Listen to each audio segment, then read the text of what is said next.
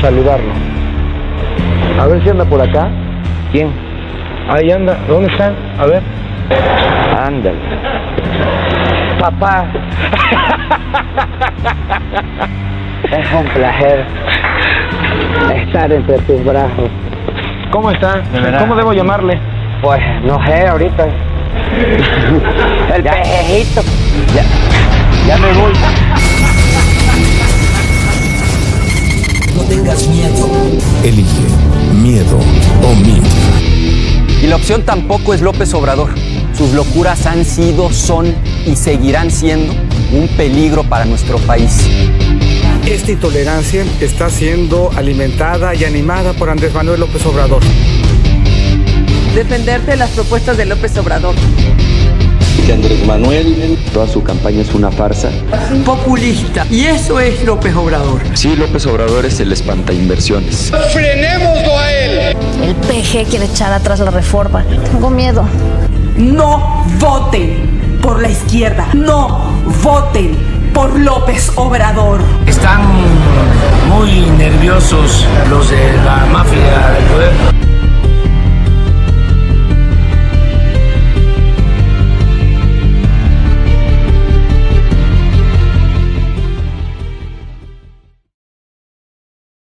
Y he estado anunciando que voy a tener a un invitado que ha realizado un trabajo verdaderamente espléndido.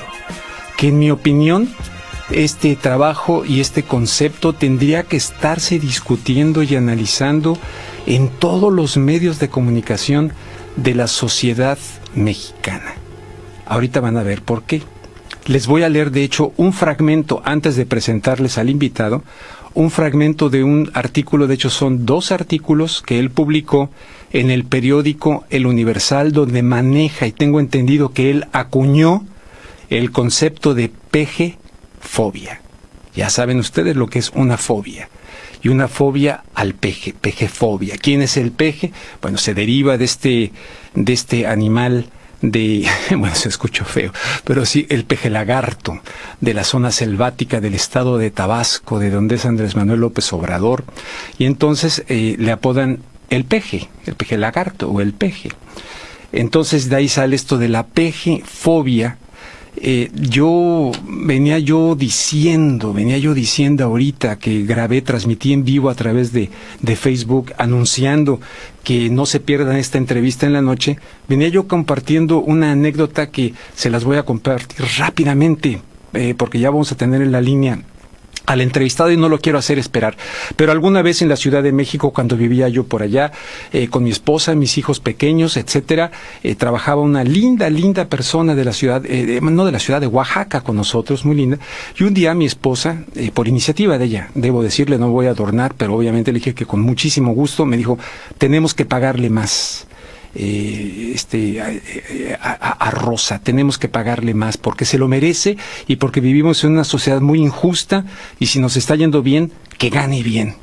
Y con mucho gusto lo hicimos. Obviamente ella se puso feliz, notó la situación, nos pareció mínimo como acto de justicia. Pero ¿qué creen? Ella fue con su amiga de enfrente y le platicó. Y entonces la señora de la otra casa vino a reclamarnos. Pero ¿cómo hacen eso? Ahora, no digo el nombre, pero fulana de tal, me está pidiendo más. Por favor, no le suban el sueldo. ¡Wow! Esto está para mí arraigado incluso dentro de lo que es la servidumbre mexicana. Muchos mexicanos todavía se sienten un poco como si tuvieran derecho a la esclavitud, a poseer un poquito a las personas. Hay mucho de clasismo, mucho de racismo en un país, México, donde no hace mucho, en San Cristóbal de las Casas, no hace muchísimos años, los indígenas no podían caminar por las banquetas. Nos sigue haciendo un profundo daño en México el clasismo y el racismo, pero está enmascarado. Y lo que hace precisamente Hernán Gómez es quitarles la máscara e invitarles a reflexionar, porque no lo hace de manera agresiva, atacando, lo hace de manera bien honesta, muy padre. Me ha gustado mucho, lo confieso, lo respeto y lo admiro por ello.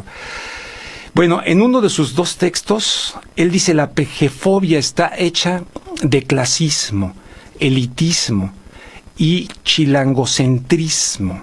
para los que no ubiquen de chilangocentrismo, es que a los que nacimos en la Ciudad de México nos dicen chilangos, aunque tengo entendido que el origen de la palabra chilango no era el que nacía en México, sino que si eras de Guadalajara, de Michoacán, y te ibas a vivir a la Ciudad de México, cuando regresabas a tu lugar de origen te decían chilango.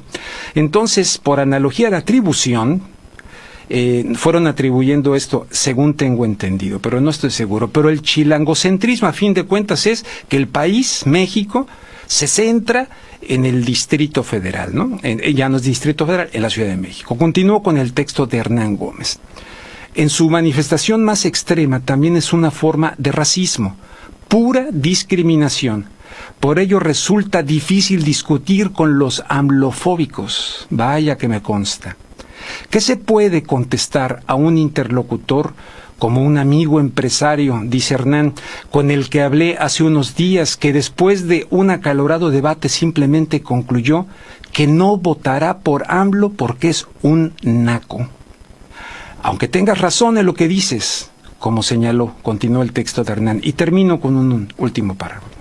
La pejefobia es mucho, mucho más que el rechazo a un político o a una persona.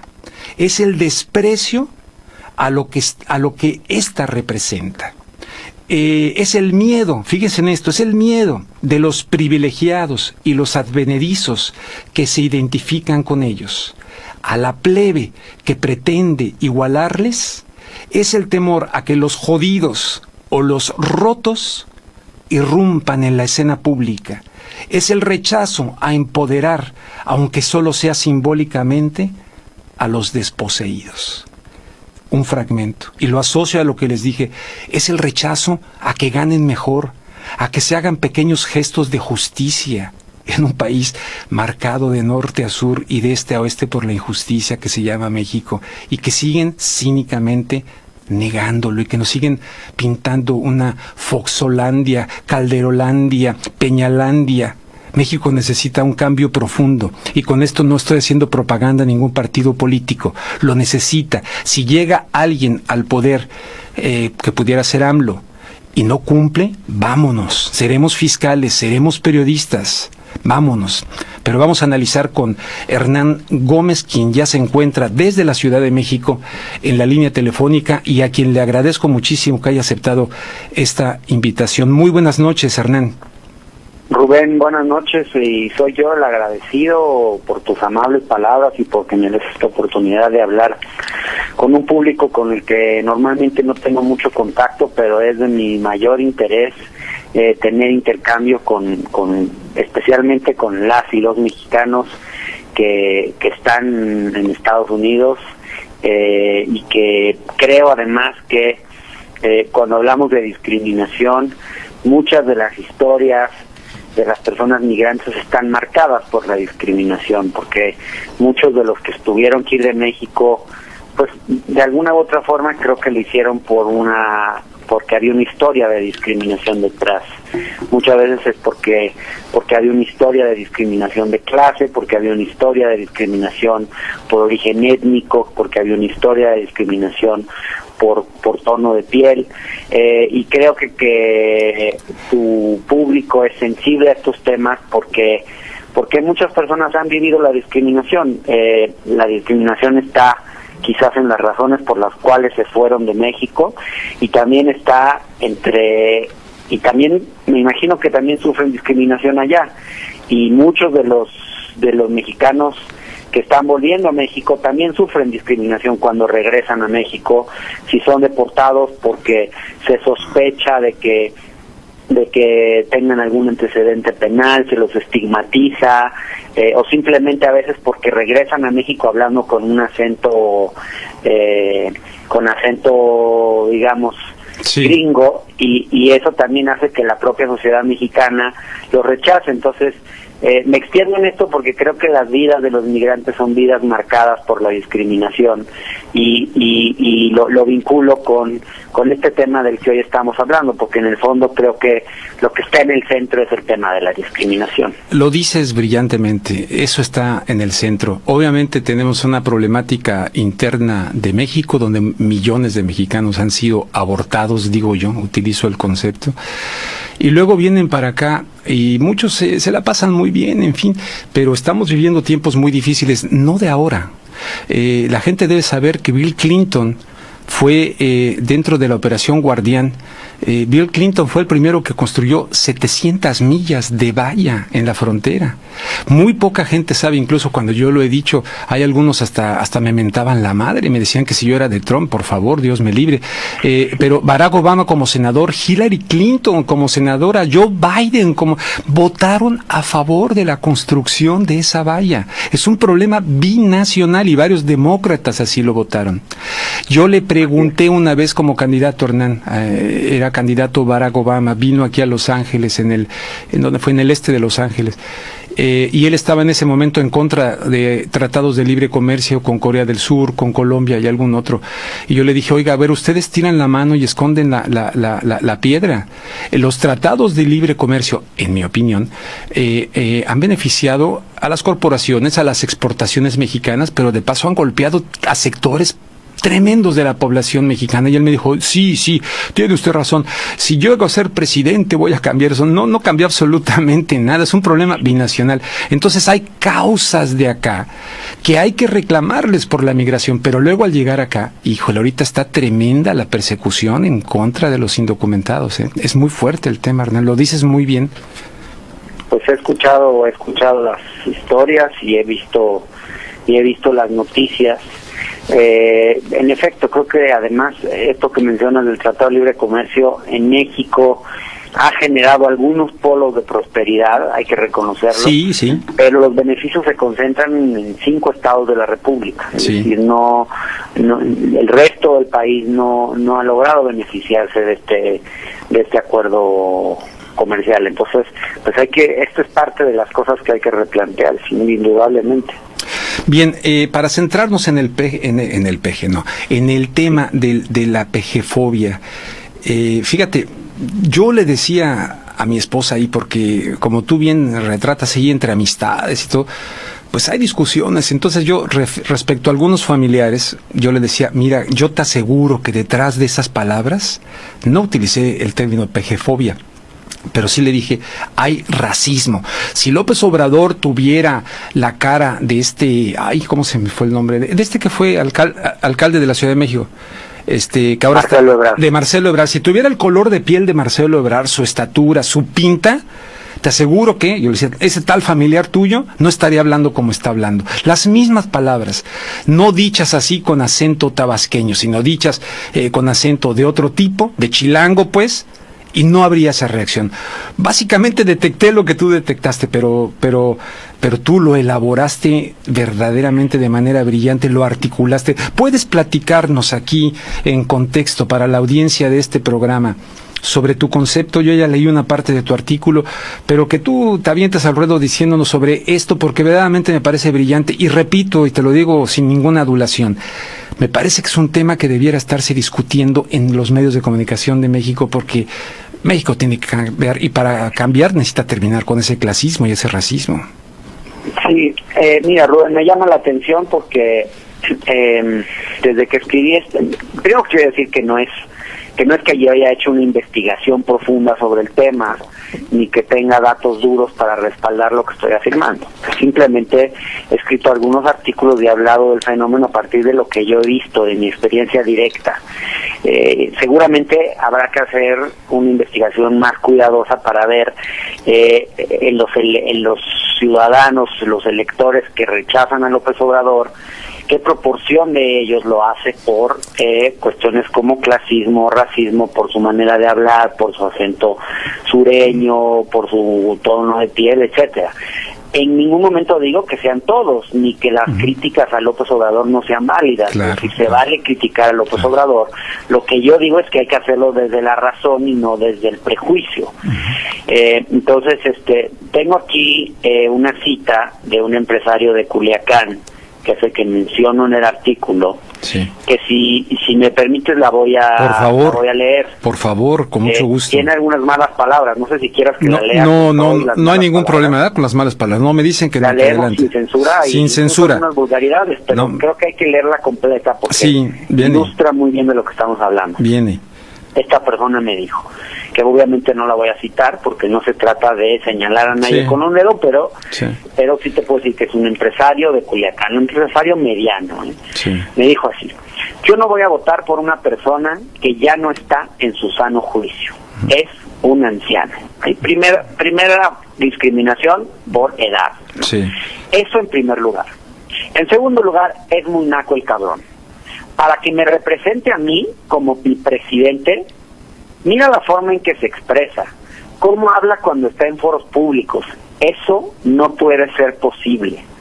Es populista, da todo lo que le piden, que si quieres también una, pero a ti, ¿en qué te afecta que sea naco? Le pregunto yo, ¿no? Usando sus mismas palabras. Es una palabra, naco es una palabra que yo normalmente no uso, pero le pregunto así. Y le pregunto, ¿no podría ser un buen presidente de todas formas? Y él me contesta, yo en lo personal nunca elijo a un representante mío que se vea así de corriente para lo que sea en mi vida. Y yo insisto, entonces, ¿pero en qué te podría afectar que sea naco? Y él me contesta, ¿cuál es la imagen mía? La que yo quiero que me represente en el mundo. Debe de ser alguien con elegancia, con dicción, con fuerza, no un pobrecito. Le pregunto yo entonces, ¿por qué le parece que López Obrador es naco? ¿Y en qué lo percibe exactamente? Y entonces él me contesta, en la forma en que habla, en su oratoria, a mí ese tipo no me representa. Y yo insisto entonces, ¿pero qué es ser naco? Y él me contesta, alguien que no tiene el nivel para ocupar la investidura que quiere ocupar. Alguien que está fuera del cuadro. Fíjense ustedes, alguien que está fuera del cuadro, o sea, claramente lo que está diciendo aquí es alguien que no es parte de la élite. Y continúa, el problema es que los requisitos para ser candidato en este país son todavía peores que la naquencia de sus candidatos. Hay que subir el umbral, cierto nivel de educación, cierta experiencia en una empresa o que hayas trabajado. Es decir, claramente es un argumento antidemocrático, es alguien que prefiere, digamos, la oligarquía que la democracia, porque en la democracia cualquiera tendría derecho a ser presidente de su país, independientemente de su nivel de escolaridad, su posición socioeconómica, etcétera. Creo que esta cita, Rubén, con todo y las vulgaridades que incluye, ilustra claramente el tipo de esto que yo llamo la pejefobia.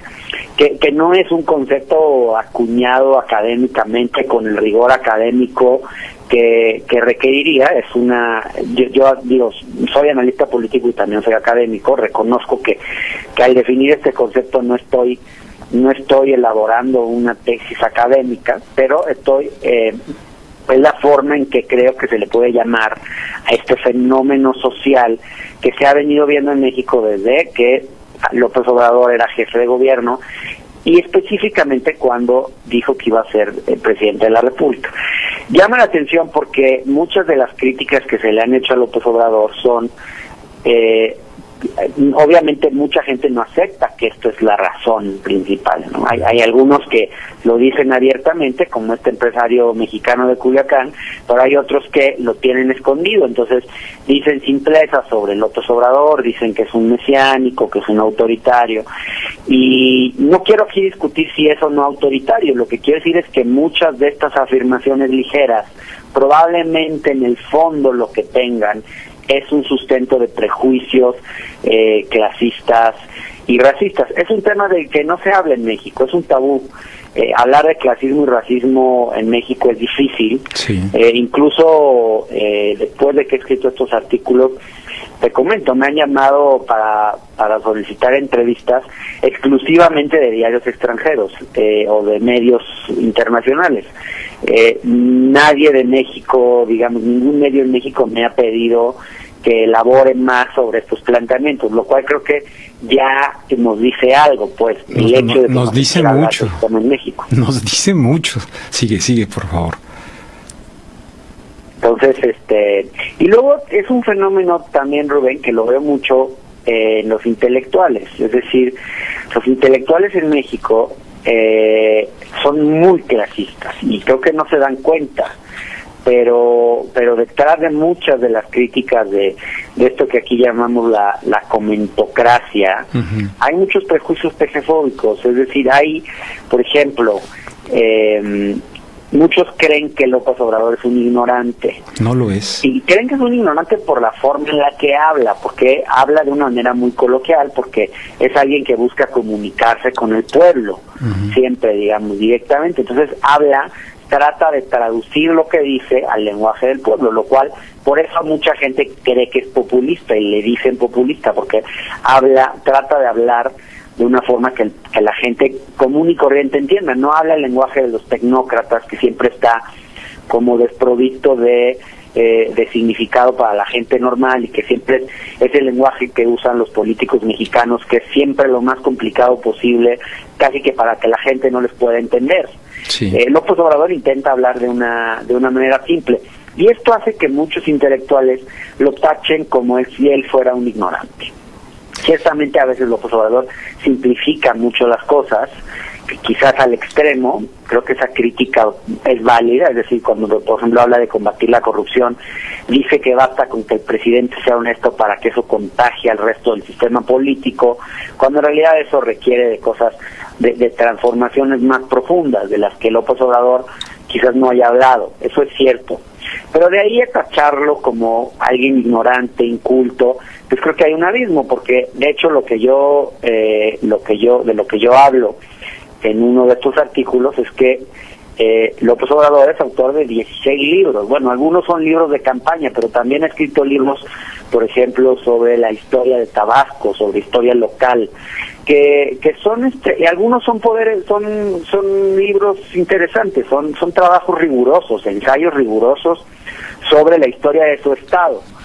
Uno de ellos, por ejemplo, es Catarino Erasmo, otro es El poder en el trópico. Son textos que, digamos, yo no he leído, los he visto, pero quien los ha revisado con cuidado me ha comentado que son trabajos sólidos. Sin embargo, obviamente los intelectuales mexicanos, los grandes intelectuales, Héctor Aguilar Camín, los intelectuales públicos, Enrique Krause, todos estos, digamos, que dominan el debate político en México, lo que te dicen es que él es un ignorante, y obviamente no se han tomado ni la molestia siquiera de leer sus textos. Ya consideraron que él es un ignorante, que es un inculto, y no le dan ni siquiera la oportunidad. Esto es prejuicio, Rubén, esto es racismo, esto es elitismo, esto es discriminación. Totalmente de acuerdo contigo. Además, yo he tenido la oportunidad de entrevistarlo desde hace muchos años, en varias ocasiones, desde que estaba desde antes, cuando fui a Tabasco, lo entrevisté en Tabasco cuando todavía vivía su primera esposa, estuve en esa casa entrevistándolo, competía contra Roberto Madrazo, en fin. Ciertamente, como entrevistador, a veces es desesperante la manera en que te responde, porque así, ¿no? Se tarda mucho y no tiene mucha capacidad de síntesis de esta velocidad que desgraciadamente los medios de comunicación, y cada vez más con el advenimiento de todos estos medios ultra rápidos, pues contrasta, cuando también lo que necesitamos un poquito en la sociedad es detenernos, como diría Gibran Jalil Gibran, la tortuga sabe más del camino que la liebre, y ahora ante esta velocidad vertiginosa no reflexionamos, no pensamos, todo lo queremos rápido. sí tiene ese defecto, sí le pediría yo mejores respuestas en un momento dado, por ejemplo, como lo de la amnistía, qué significaría, cómo la aplicaría. Hay muchas preguntas, sin duda, pero yo estoy totalmente de acuerdo contigo y estos que señalan, por cierto, el hijo de uno de los que mencionaste va a ser el moderador junto con otra señorita, Yuridia Sierra, va a ser moderadores en Tijuana ahora, en unas semanas, del debate que va a tener como telón de fondo precisamente la problemática de la inmigración. Es un tema crucial. Nosotros estamos muy pendientes aquí de lo que vayan a decir. Ojalá no se quede en esos cápsulas de respuestas donde les cortaban el micrófono, que hagan algo más decente, un debate más moderno, como los que vimos aquí en Estados Unidos. Me recuerdo a Bernie Sanders, que también lo calificaban de viejito. Pues ese viejito logró cautivar a la juventud, más o menos. No sé si López Obrador está cautivando a la juventud o no, pero vi un gran entusiasmo en el TEC de Monterrey. A ver, dime. No, sí, hay encuestas que se han hecho donde es uno de los segmentos donde más apoyo tienen, en los, digamos, los denominados millennials, son los que más apoyan están apoyando a López Obrador en este momento, pero perdona que te haya interrumpido. No. Oye, pero ahí te hago la pregunta, o sea, una de las principales críticas que yo sí le llamo PRIAN, no te quiero embarrar en eso, pero para mí sí existe el PRIAN.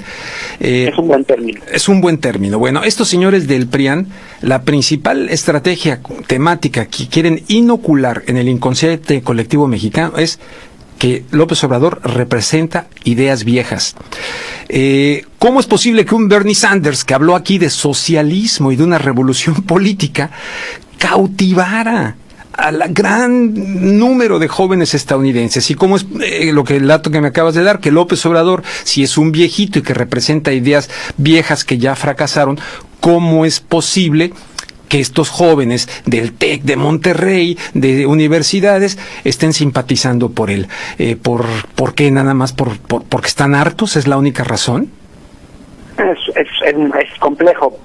Simpatizan muchos de ellos por el énfasis que le ha dado a la lucha contra la corrupción, que probablemente es uno de los temas más sensibles hoy en la sociedad mexicana, pero también porque más que enarbolar ideas viejas, yo creo que lo que López Obrador ha hecho es buscar respuestas a problemas viejos que otros candidatos buscan esquivar.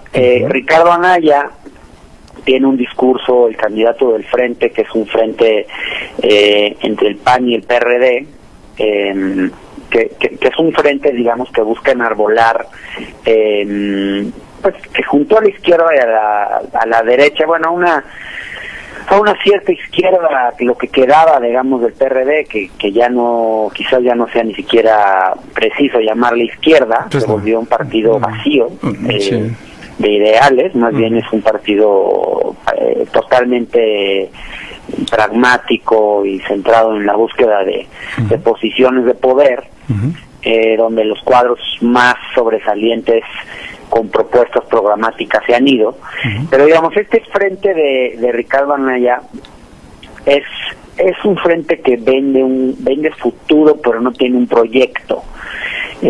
Y es alguien que además tampoco conoce el país, es decir, yo siempre digo que si a López Obrador se le critica,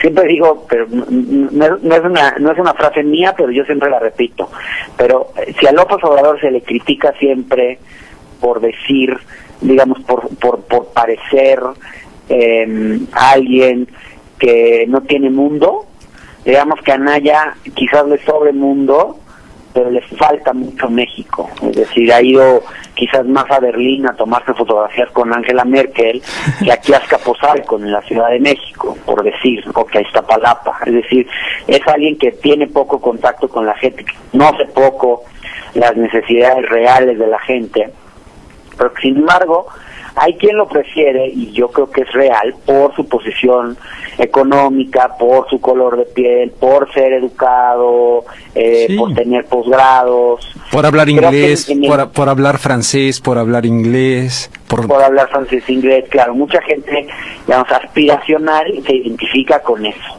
¿no? Eso es muy claro. Creo que no podemos saber cuántos.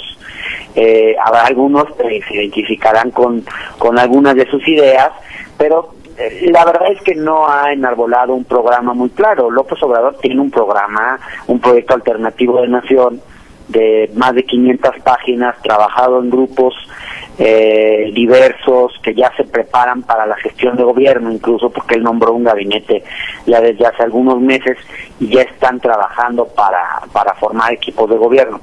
Creo que no han sabido comunicar muchas cosas. Sí, no Como bien decías, tiene en efecto un problema de comunicación López Obrador y le cuesta transmitir ideas concisas en poco tiempo.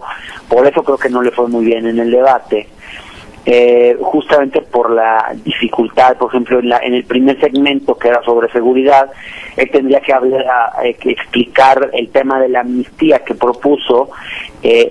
Todos los candidatos lo empezaron a sacar, criticándoles la idea de la amnistía, diciendo que quería perdonar a los narcotraficantes y a los asesinos, y no es esa la idea de la amnistía. No es. Pero él no supo explicarla. No la supo La idea de la amnistía es que mucha gente que ha delinquido por necesidad, por ejemplo los campesinos de la sierra de Guerrero, los que se han tenido que cruzar de mulas, las mujeres que han tenido que, por no tener otra alternativa, los que están presos por haber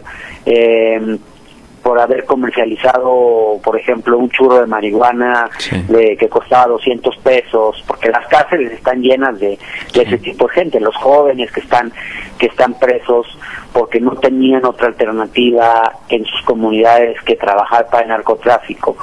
Siempre y cuando no hayan cometido asesinatos o crímenes, digamos, muy violentos, entrarían dentro de esta amnistía. Que de alguna forma es como darles otra oportunidad a esta gente, pues porque el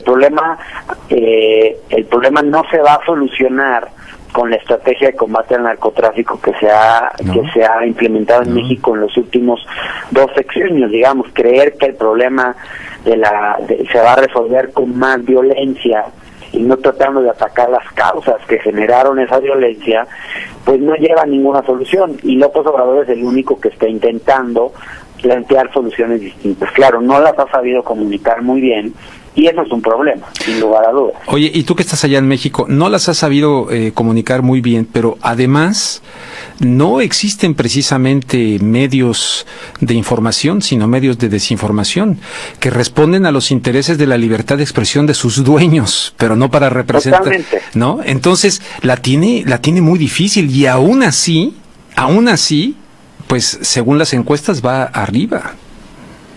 Es cierto, los medios de comunicación, hay un cerco mediático, se han abierto, digamos, no es lo mismo hoy que en 2006, pero los medios de comunicación en México, en su mayoría, aunque han surgido nuevos medios y la tecnología ha permitido, digamos, democratizar el acceso a los medios de comunicación y diversificar las opciones, pero los medios tradicionales siguen muy sesgados, en gran medida porque dependen muchísimo de la publicidad oficial. El New York Times hizo un muy buen artículo donde denunció esta situación en México, donde los grandes medios de comunicación dependen abrumadoramente de la publicidad oficial, y la publicidad oficial se maneja en México con criterios muy discrecionales, y eso de alguna forma condiciona lo que los medios publican. Hay cierta apertura para que editorialistas articulistas podamos publicar nuestros puntos de vista. Yo quiero decir que escribo para El Universal todas las semanas y que jamás me han tocado una coma, pero creo que hay una apertura más hacia los articulistas para mostrar cierta pluralidad, aunque debo decir que de todas formas el 90% de los articulistas están muy en una posición política y son ferozmente anti López Obrador. Pero bueno, hay cierta pluralidad, pero en la línea editorial de los periódicos, digamos, y de las televisoras, todavía hay un sesgo muy grande. Entonces, claro, aprovechan la más mínima oportunidad, que López Obrador se la suele dar muy a menudo, para generar confusión, para caricaturizar sus mensajes, para modificar lo que pues digamos, para confundir aún más, digamos. Entonces creo que si López Obrador simplificara más sus mensajes y los trabajara mejor, y a veces quizás también los pensara con más cuidado, le daría menos materia a los medios para esta constante ridiculización que hacen de él. Oye, Hernán, respecto al tema central de la pejefobia y del clasismo y del racismo, no eres historiador, pero estoy seguro que en tanto analista político, investigador, sí puedes darnos un panorama en el devenir histórico de México. ¿Qué ha ocurrido, pues, que no hemos podido llegar a una síntesis arraigada en el mestizaje, donde sí lo tenemos, por ejemplo, en la comida? Todo el mundo celebramos que exista este mestizaje de nuestra alimentación y la hemos exportado a diferentes partes del mundo, y que el mole y que una serie de cosas, inclusive en la zona de Yucatán, el queso relleno, que se utiliza un queso holandés, en fin, o sea, pero hay muchas cosas, pues, del mestizaje mexicano que muchos mexicanos celebran, pero de los, por ejemplo, acá luego vienen así algunos mexicanos y les preguntan, usted no parece mexicano, se sienten muy orgullosos que les digan eso acá, o de plano, yo tenía un amigo que siempre que le preguntan, ¿de dónde es? Decía, de Argentina, o sea, negaba incluso ser de México, sobre todo ahora también con esto de Trump y tal, pero no sé si en ese sentido nos quieras ofrecer algunas de tus reflexiones generales de este clasismo que tanto daño yo pienso que nos hace. Creo que más que, bueno, en general creo que el mestizaje en México está bastante asumido. Más bien yo diría que el problema es la falta que el problema es que el discurso del mestizaje ha opacado, digamos, ha oscurecido ciertas cosas. Por ejemplo, la idea de que todos somos mestizos en México muchas veces se usa para borrar el hecho de que somos una sociedad muy diversa, étnicamente incluso. Es decir, la idea del mestizaje borra la pluralidad de los pueblos indígenas, oscurece el hecho de que una parte importante de la población mexicana es afrodescendiente. Ahí se hizo un conteo, bueno, nunca se habían contado cuántos afrodescendientes había, pero desde la última encuesta intercensal sabemos que en México hay, si mal no recuerdo, un 1.4 o 2% de afrodescendientes. Y muchos de Veracruz, ¿no? En Veracruz es un fenómeno muy concreto, ¿verdad? 4 estados, especialmente Veracruz, sí. Guerrero, Oaxaca. Y el último no lo recuerdo en este momento. Son 4 estados que tienen una población afrodescendiente, y todo esto ha quedado oscurecido en la idea del mestizaje, de que somos mestizos y que todos, y también, digamos, durante mucho tiempo el discurso oficial ha dicho, no, en este país no hay racismo porque todos somos mestizos, o el peor incluso se decía, en este país no hay racismo porque en México no hay negros. Esa es la forma en la que se hablaba popularmente, ¿no? Lo cual no es cierto, porque sí hay racismo y además sí hay población afrodescendiente y es numerosa. Es decir, entonces yo creo que el discurso del mestizaje quizás en algún momento ayudó a generar un proyecto de nación. Si uno va a países como Guatemala no lo ve eso. Guatemala es un país donde cuando las élites se sienten extranjeras, no se identifican con el país, no se sienten parte. En México creo que no pasa eso, digamos, tuvimos una mayor integración nacional, más integración como país, pero a costa de negar esas realidades y esa pluralidad y esa diversidad que en el fondo de la que México está hecho, en un país de más de 100 millones de habitantes, donde hay una gran diversidad étnica. Oye, Hernán, aquí estaba yo revisando los comentarios de una transmisión que hice en vivo por Facebook al venir a grabar el programa aquí a KPFK, y Adela me dice, pregúntele al señor Gómez si ocurre con la pejefobia lo mismo que ocurre acá. Y tiene razón con la pregunta. Fíjate que aquí hay muchos latinos, centroamericanos y mexicanos que incluso votaron por Trump y que hablan con un desprecio, que son, vamos a utilizar el concepto, más bien, que tienen papeles y que hablan con un profundo desprecio de los indocumentados, pero como contagiados de lo que hay como telón de fondo de la cuestión del racismo acá. Ahorita me respondes, pero a mí me parece muy importante que en el debate de Tijuana los candidatos supieran quién es Chris Kobach. Chris Kobach, quien ha sido el secretario de Estado estatal de Kansas y que ahora está corriendo a la gobernatura de Kansas, es el que redactó la ley SB 1070 de Arizona, de perfil racial totalmente, y es uno de los principales asesores de Donald Trump con la idea del muro. Bueno, él ha sido abogado de una organización calificada por esta organización de Poverty, ahora se me va, calificada de una organización de odio y vinculada a la cuestión de la eugenesia aquí en los Estados Unidos, que se aplicó aquí en los Estados Unidos en contra de mexicanos, de negros, de judíos, de personas con problemas mentales. Hay una cola enorme detrás del hombre que está asesorando y mucha gente no lo sabe. Dirá Donald Trump, to make America white again, to make America great again. Muchos decimos, no, también está to make America white again. Y no es teoría de la conspiración, es cierto. Están preocupadísimos por el cambio demográfico. Pero en fin, la respuesta que le quieres dar a la señorita, ella dice, es una pena que entre latinos aquí nos discriminen y que si ocurre lo mismo allá, no gente güerita o blanca, sino que gente que no quiera a López Obrador desde la misma condición, digamos, racial. Desde luego, la discriminación no solo es racial, muchas veces el fenómeno discriminatorio en México y en cualquier lugar del mundo es muy complejo. Las formas de discriminación a veces se cruzan. Es común, por ejemplo, en México encontrar gente que se dice muy progresista porque es incluyente con las personas LGBTI, por ejemplo, pero cuando se trata de, o que por ejemplo que no tienen ningún problema con la diversidad en los tonos de piel, pero cuando se trata de un tema de clase social son profundamente clasistas. O es común encontrar gente de una clase social alta que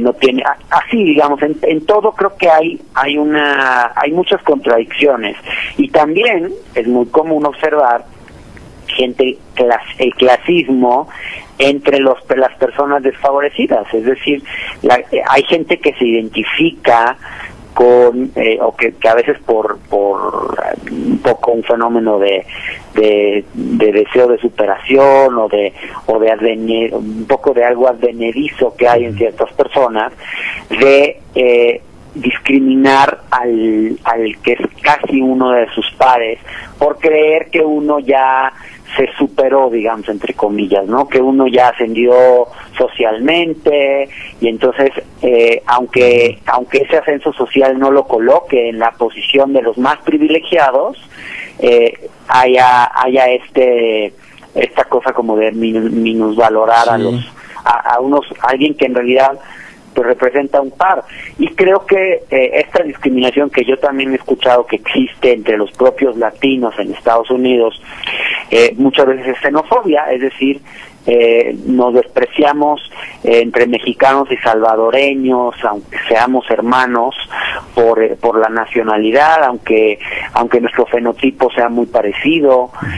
Todas estas cosas pasan, digamos, por eso yo siempre digo que la discriminación tiene, digamos, múltiples formas, pero que a fin de cuentas toda la discriminación es una sola cosa, digamos, es un fenómeno que se manifiesta de diferentes maneras.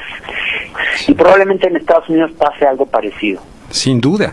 Fíjate que dice aquí Cari Basur, quien escuchó la transmisión en vivo, dice, lo peor del caso, don Rubén dice, es que muchos de estos pejefóbicos no pertenecen a las clases altas, pero se sienten identificados con la élite, dice. Exactamente.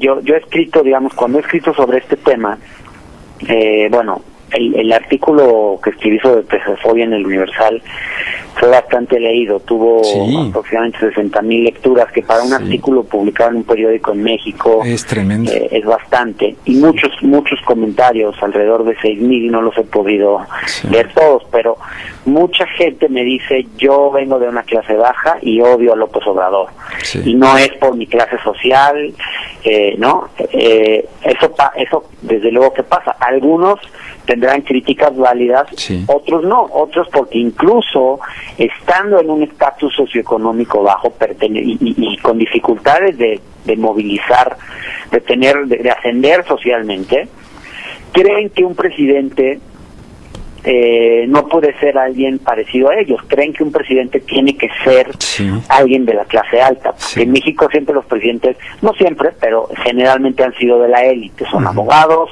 en los últimos años han sido economistas, con muchos con posgrados en el extranjero, como ocurrió con Carlos Salinas o con Ernesto Zedillo, ¿no? Siempre pensar que el que va a ser presidente tiene que ser de una clase social superior, ¿no? Y que además tiene que tener un nivel educativo muy alto, como si eso automáticamente los hiciera velar por el bien común, y pues no es así. Creo que en América Latina hemos vivido en Sudamérica, en varios países se vivió una transformación muy importante, es decir, tuvimos en los últimos 20 años presidentes que ya no venían de la élite tradicional, que eran los típicos que siempre eran abogados o economistas o de profesiones de ese tipo, y empezamos a ver pues a un Lula da Silva, que era un ex tornero, un obrero, tornero mecánico de la industria. Vimos a una Michelle Bachelet, que fue, digamos, ella sí con una carrera universitaria, pero digamos una mujer que fue torturada en la dictadura. Vimos a un Indio Aymara, a Evo Morales llegar al poder en Bolivia, a Mújica en Uruguay, un exguerrillero. A Mújica en Uruguay. Creo que hubo una transformación en la élite y en los cuadros que llegaron a gobernar, y que en México no se ha dado, y que creo que la veremos gestarse si gana López Obrador. Si uno ve ya el equipo que López Obrador ha conformado, hay gente con perfiles muy distintos a los de la clase política tradicional en México. Hay jóvenes, hay mucha gente que no ha tenido puestos de responsabilidad. Hay en la Secretaría de Desarrollo Social, López Obrador nombró a María Luisa Albores, que es una ingeniera agrónoma del estado de Chiapas, originaria del estado de Chiapas, que lleva cerca de 20 años trabajando en una cooperativa indígena en la sierra nororiental del estado de Puebla. Es decir, es gente con otro chip, digamos, con otras preocupaciones, con otros antecedentes, y yo creo que eso es importante, que se geste un cambio en la élite, digamos, gobernante, y creo que eso es algo que muy probablemente vamos a ver en México en los próximos años, y a mí personalmente me entusiasma bastante. Fíjate que nos estamos acercando a la recta final del programa. Ya ves que antes, cuando hablé con Hernán, me decía, oye, igual el tema no da para 1 hora, y mira, hasta nos va a faltar tiempo, estamos llegando al final. Ahora que decías lo del gabinete, fíjate, y te hablo de uno de mis mejores amigos en México, no voy a decir el nombre, es una estupenda persona, detesta a López Obrador, y es muy buena gente, es un muy buen amigo, pero en fin, ahí hay que respetarnos. Y cuando nombraron al gabinete, me llamó y dijo, ¿ya viste el gabinete? ¿Vas a votar por eso? Y fíjate qué diferente perspectiva es la que tú nos estás planteando. Claro que sí, piensa uno está este cuate Villalobos, que le ha salido temas de que está a favor de los transgénicos y todo este asunto de Monsanto. Hay cosas... Sí, hay de todo. Hay de todo. Yo sí te preguntaría cuáles son las críticas válidas que tú le harías a López Obrador y esta cosa de puertas abiertas. Yo ayer me enteré, escuchando a Carmen Aristegui acá, que el exsecretario particular de Beltrones resulta que ahora es candidato a algo en el estado de Hidalgo, el de Beltrones, y de repente, esas cosas de repente sí me generan preguntas a mí. ¿A ti? Bueno, mi principal crítica a López Obrador no es por su pragmatismo, digamos. Yo creo que al final de cuentas creo que sin ese pragmatismo no llegaría al poder, es decir, tener que ser incluyente, incluir figuras asociadas al antiguo régimen, a los partidos tradicionales, también suma, es decir, tiene que formar una coalición lo más amplia posible y mostrarse lo más incluyente posible para ser una opción ganadora, es decir, para tener más posibilidades de gobernar. Eso yo no se lo critico tanto. Incluso hay quien ha criticado mucho su alianza con el PES, un partido asociado a los evangélicos en México, que trae una agenda muy conservadora contra el aborto, contra el matrimonio igualitario, etcétera, pero López Obrador se ha desenmarcado de esa agenda. Hay quien lo critica por ser conservador en temas sociales. Por ejemplo, cuando fue jefe de gobierno de la Ciudad de México, no hizo mucho por promover, por ejemplo, el tema del matrimonio entre parejas del mismo sexo, quizás por temor a las reacciones conservadoras, a enemistarse con la Iglesia Católica, lo cual sí hizo Marcelo Ebrard, por ejemplo. Eso es una crítica que quizás se le puede hacer, aunque también creo que López Obrador ha evolucionado en este tema en estos 20 años. Yo no creo que sea una persona en el fondo tan conservadora como algunos creen. Una crítica que quizás se le puede hacer y es válida es el simplismo que tiene frente a ciertos temas y la ingenuidad con la que aborda ciertos problemas. Creo que eso se puede justificar diciendo que mucho de lo que él dice va dirigido a la arenga política, que no está buscando ganar discusiones con académicos, que está buscando instalar mensajes en el imaginario social y en la opinión pública, y que por eso lo simplifica a tal grado. Pero creo que sí van a hacer falta respuestas más claras frente a ciertos temas. Y la otra crítica que yo le haría es el tema de la comunicación. Creo que no debería subestimar la comunicación. Y a veces él cree que como tiene tan buen contacto con la gente, y porque él es muy espontáneo, y él mucho de lo que dice él no sigue un guión preestablecido, él no es un político que quiera hacer siempre ajustándose al guión y hacer lo que le digan sus consultores. Él trata de actuar con más espontaneidad y tiene mucho olfato, entonces actúa conforme a lo que escucha, a lo que ve en sus viajes, en los pueblos, en las comunidades. Pero creo que a veces también sí hace falta confiar un poco en los expertos y darle su papel. Es decir, creo que en el tema de la comunicación, si escuchara mejor a sus asesores, si los tomaran más en cuenta y trabajara mejor mensajes de comunicación, se ahorraría muchas discusiones, muchos pleitos, evitaría generar confusión en torno a muchos temas. Lo que ha estado pasando y lo que critican mucho a las personas que apoyan a López Obrador, incluido a mí, porque yo he expresado abiertamente mi simpatía hacia él, es que permanentemente estamos de alguna forma como traduciendo y reinterpretando lo que López Obrador dice. Y claro, en esas interpretaciones hay distintos puntos de vista, y eso no necesariamente es bueno. Muchas veces la opinión pública, especialmente los medios, exigen que sea López Obrador el que aclare ciertos temas, el que diga ciertas cosas, y creo que tiene que aprender a decirlas con más claridad, porque eso sí puede generarle problemas. Sí, fíjate que cuando yo estudié en la Facultad de Ciencias Políticas y Sociales de la UNAM, había un profesor que... yo también estudié ahí. ¿También estudiaste ahí? Bueno, yo entré por ahí del 70, ¿y qué fue? 70, en el CCH Sur era generación yo 73. 73, luego pasé ahí.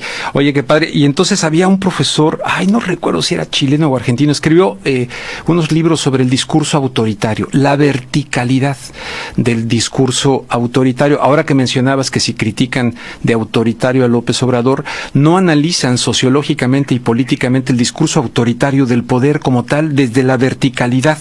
Mencionabas ahorita aquí estos viajes de Andrés, que eso es conocimiento, eso es ser capacitado, conocer al país que pretendes gobernar desde la horizontalidad. Y tú dijiste algo que me impactó, lo anoté aquí. Anaya le sobra mundo, tal vez sí, mundo y tecnología, y yo creo que conoce muy bien Atlanta y todo lo de acá, pero le falta México. Es demoledora tu frase, mano, la voy a patentar. No, muy buena, muy buena, porque se me hace que ahí estás sintetizando eso. Y en esa línea de le falta mundo, pero es decir, le sobra mundo, pero le falta México, hay una fotografía que tú también llegaste a comentar en Twitter, en la cual en el estado de Veracruz el señor permite, o no sé cómo será el tema, que lo suban a hombros junto con el hijo del gobernador allá. Esa fotografía se pueden leer varias interpretaciones y creo que va en la línea de lo que estamos tratando el día de hoy. A mí francamente me molestó mucho esa fotografía donde va ahí cargado a hombros como torero, como si fuera sacado de la faena, pero en realidad, decía yo, es de lo más honesto que me parece de su campaña. ¿Por qué? Porque millones de mexicanos llevamos décadas de cargar sobre nuestros hombros el peso de los efectos de la corrupción, del bandidaje, del cinismo, de la hipocresía de la clase política mexicana en términos generales. ¿Cuál es tu opinión? No, sí, creo que esa fotografía es una fotografía muy infeliz. A ver, no quiero sacar conclusiones premeditadas porque no estuve en la situación, sí. No sé cuánto tiempo duró ese hecho. Sí. Tampoco creo que sea un pecado dejarte cargar en los hombros de cualquier persona. Pero sí, digamos, la fotografía captura una imagen muy fuerte, es decir, la de lo que en México llamamos los mi reyes, ¿no? Sí. Es claramente, digamos, se han hecho muchas comparaciones con imágenes coloniales o estas imágenes de la India en las que los señores se hacían cargar por personas en estos carruajes, ¿no? Que iban cargando en África, ¿no? Sí es una imagen que remite a épocas coloniales, ¿no? Y al final de cuentas, pues Anaya sigue siendo, digamos, el prototipo del hombre blanco, rico y educado, que le enseñaron siempre a tener la razón, ¿no? En este país es así. El que siendo blanco, y lo digo con conocimiento de causa, es como te educan como si tú fueras, quizás no especialmente en mi familia porque es de inmigrantes primera generación, pero en otros casos lo veo más claramente.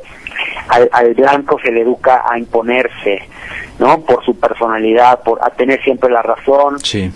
A que la gente alrededor de él lo admire simplemente por eso, a que el mundo le pertenezca porque papá se lo ha heredado, ¿no? Aprenden a sentirse como distinguidos integrantes de la élite. Sí. Aprenden, digamos, a que su condición de privilegio es algo natural, que están destinados a ocupar un sitio en la rotonda de los virreyes ilustres, pues, sí. para usar una metáfora. Sí. Y creo que esa foto captura todo eso. Es trágica en lo que muestra de una realidad histórica de discriminación en este y en muchos otros países. Hernán, pues sé que te tienes que ir, nada más así, lo más rápido que puedas. ¿Ves temores de fraude, intento de fraude? O Bernardo Barranco aquí me dijo intentos, dicen no, ya están actuando operadores para tratar de hacer fraude. Desde luego, yo tengo confianza en este momento en el INE, que es la institución electoral en México. No tengo ninguna confianza en el PRI y poca en el Frente, es decir, creo que se van a intentar hacer todos los chanchullos posibles, pero también creo que con una ventaja tan amplia como la que López Obrador tiene en este momento sobre los dos otros candidatos, es muy difícil que un fraude dé resultados, es decir, que un fraude en el terreno permita modificar los resultados de una elección en más de un 4 o 5%, ya es muy difícil, y el margen que López Obrador tiene en este momento es muy grande. Entonces hay que lograr que sea suficientemente amplio para que los intentos de fraude, las prácticas fraudulentas que sin duda se van a dar, porque además empezaron ya, es la compra del voto, es muchas otras cosas. Sí, ya empezaron, sí. Es el uso de recursos públicos, es una larga lista de cosas. El fraude no solo es Sí. en el conteo de las casillas, Por supuesto que todo no. lo demás. Es desde antes y en los medios de comunicación. Ahí también se está fraguando el fraude, desde los medios de comunicación. Mal informados. Desde luego, claro que hemos evolucionado. México ha avanzado en el terreno de darse instituciones electorales más sólidas. Creo que en ese sentido hemos avanzado, pero desde luego que no está desterrada la posibilidad de que haya prácticas fraudulentas en la elección. Bien, Hernán Gómez, muchísimas gracias. Lo encuentran con @Hernán Gómez B. No recuerdo tu segundo apellido, ¿es qué? Bruera. Bueno, pues te agradezco muchísimo, en verdad, y cuando yo visite la Ciudad de México me encantaría poder tomarnos un café contigo y platicar, si me lo permites. Desde luego que sí, Rubén, será un gusto. Bueno, pues muy amable, Hernán, muchísimas gracias. Gracias a ti, hasta luego y saludo a tu auditorio. Muchísimas gracias. Ha sido un placer verdaderamente escuchar aquí a Hernán Gómez.